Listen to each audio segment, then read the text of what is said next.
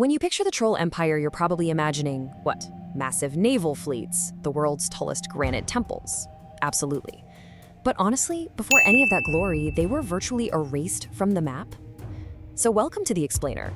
Today, we're dropping into 848 CE, and we are witnessing the rebirth of a dynasty from absolute ashes. It is an incredible story. I mean, the fall was incredibly steep. Around 500 CE, that great Sangam era dominance of the Cholas just came to a grinding halt.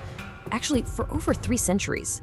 We're talking 600 to 800 CE, they were completely stripped of their empire. Think about that for a second. Entire generations living and dying, knowing absolutely nothing but subjugation. Just acting as mere feudatory lords, basically forced to bleed in other men's wars. But then, 848 CE changed everything. Section 1, the Forgotten Vassals. Okay, let's dive into this geopolitical vice. Up north, you have the mighty Pallava Empire. Down south, the fiercely aggressive Pandya kingdom. And caught directly in the middle, a minor Chola chieftain. This territory was squeezed incredibly tight. I mean, zero room to maneuver or grow without bringing down the fatal wrath of either superpower. It was a seemingly impossible position to be in.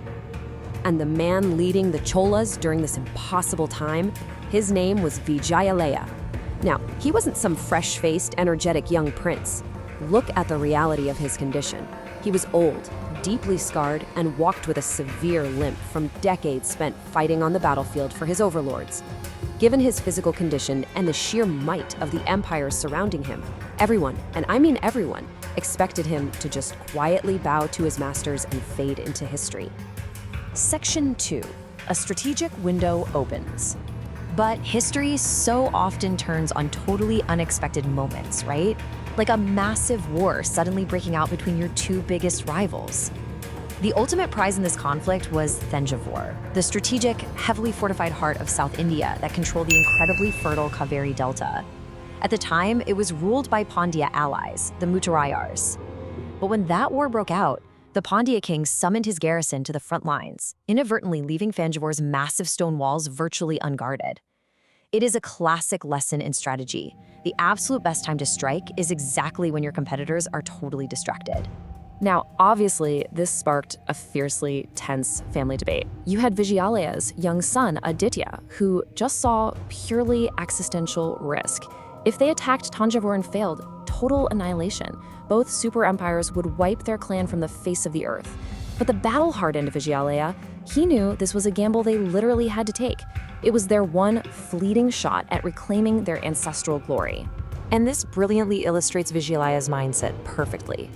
A tiger in the high grass doesn't roar until its claws are in the throat. He wasn't going to declare war in an open field, no way. He was going to use stealth, incredible patience, and absolute ruthlessness to strike when it was far too late for anyone to react. Section 3, the Midnight Assault. All right, things are about to move really fast. This was a visceral, incredibly high-stakes stealth operation, launched under the perfect cover of a torrential midnight storm. Vijayalaya gathers a few hundred of his most loyal men. First, they manage to bypass the dangerously flooded Kaveri River in the pitch dark. Next, under blinding rain, they actually reach the unguarded ramparts. And incredibly, despite the severe limp, despite his age, Vijayalaya scales those walls first. He led right from the front. The attack is swift and it is brutal.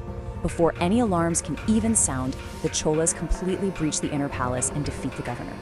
Section 4, Rebirth of the Tiger. By the time the sun came up, the city was theirs. But what Vijayalaya did the very next morning is just fascinating. You know, he didn't immediately build a lavish palace to celebrate his new power. Instead, his first act was building a temple dedicated to Nishumbhasuthani. That's the fierce form of goddess Durga. He basically credited this impossible, miraculous victory to divine fury. It was an absolute masterstroke of political branding, instantly turning what was basically an opportunistic midnight heist into a legitimate divine mandate in the eyes of the people. The cultural and political fallout? Immediate.